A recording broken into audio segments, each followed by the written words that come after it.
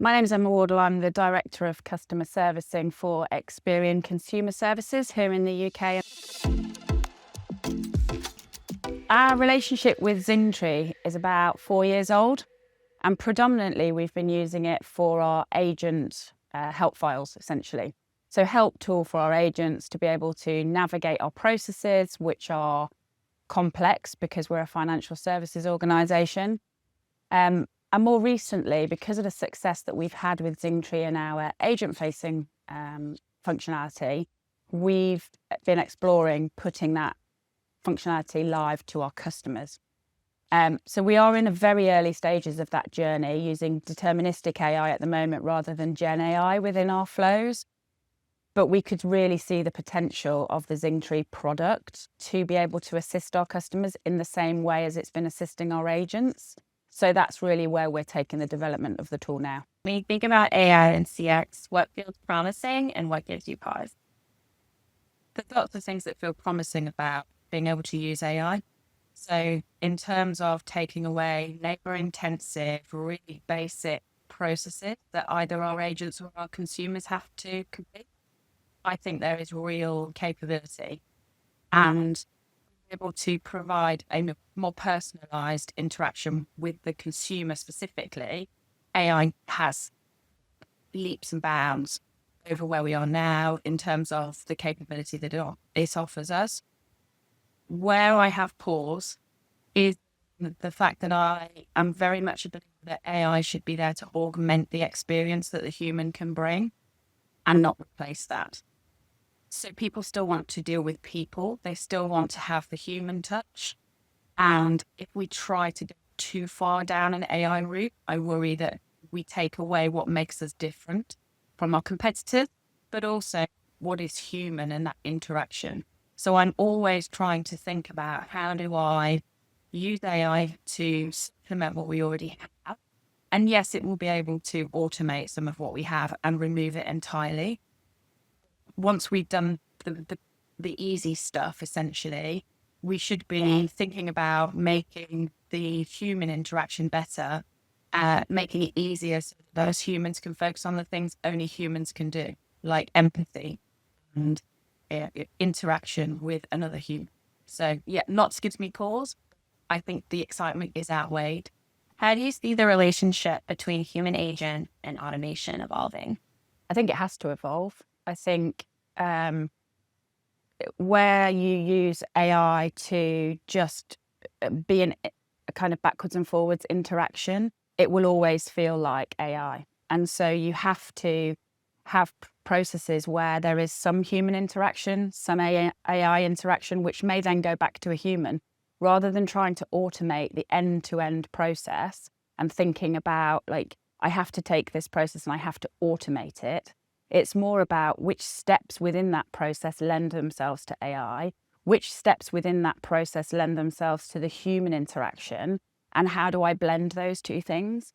And that's very difficult to explain often to execs in organizations who, are pushing for full automation, when actually that might not be the right thing to do within any given process. And so I think we have to start to talk about AI as a blended tool with the human rather than a replacement, which is, I think, where a lot of the narrative is at the moment.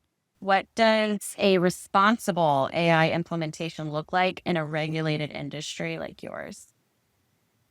In any regulated industry, everything you do has to be well controlled. It has to be without risk to the consumer. That doesn't mean it doesn't have risk for the business. But we can't put anything live that isn't thoroughly tested, isn't thoroughly thought through, and doesn't give the right outcome to the consumer at the end of the day.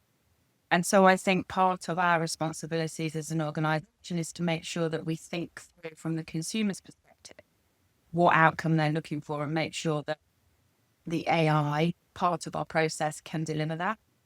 And that means going through all of our usual compliance testing and all of our usual user testing to make sure that from the minute we deploy something, it's doing what we're expecting it to do, and to have really good controls to tell us if it goes off track or if it starts to do things we weren't expecting it to do, Or the other side as well is if the consumer is using it in a way we didn't expect them to, that then generates a different outcome that we hadn't predicted.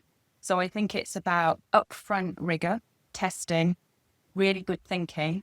And then once you've deployed, it's about control and having the right environment to alert you to anything that might be going awry. Many execs are in a wait and see mode when it comes to AI. What would need to be true for you or Experian or your team to move forward confidently? There are many people who are hesitant about AI. There are many people who are gung-ho and are expecting it to transform certainly our business and other businesses. I think that for us to move forward confidently, I think a lot of that is already true, right? We have the technology. The technology evolves all of the time. We have the people who can think about using it in the right way. We're being responsible. And so I would say we are moving ahead confidently.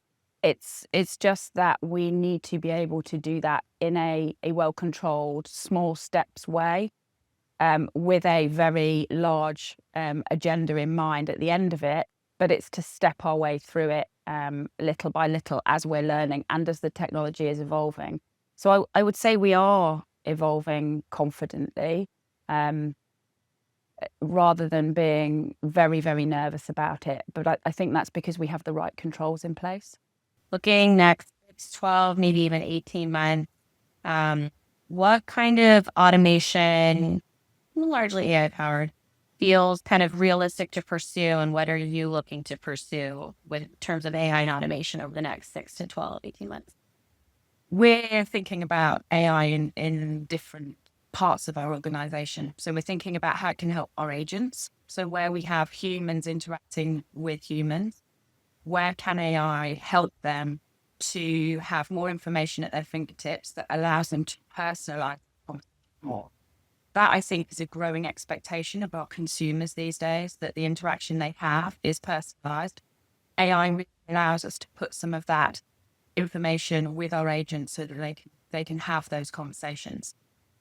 The other way that we're thinking about it is, where do our consumers come into us? And some of our product construct is that a lot of our customers are accessing our service for free. So there isn't a revenue stream to that customer servicing space. How do we service those customers in the most efficient way, giving them the experience that they would expect from Experian and the right outcome in a really efficient way for us and for them? So how do we use customer-facing AI in a way that allows them to get where they need to be, do what they need to do, and then get on with their day, because he wants to spend hours interacting with financial services organization. So I think it's enabling the people to be personal and enabling the simple processes to be as efficient as possible. And that's certainly how we're starting to think about it as we move, certainly in the next 6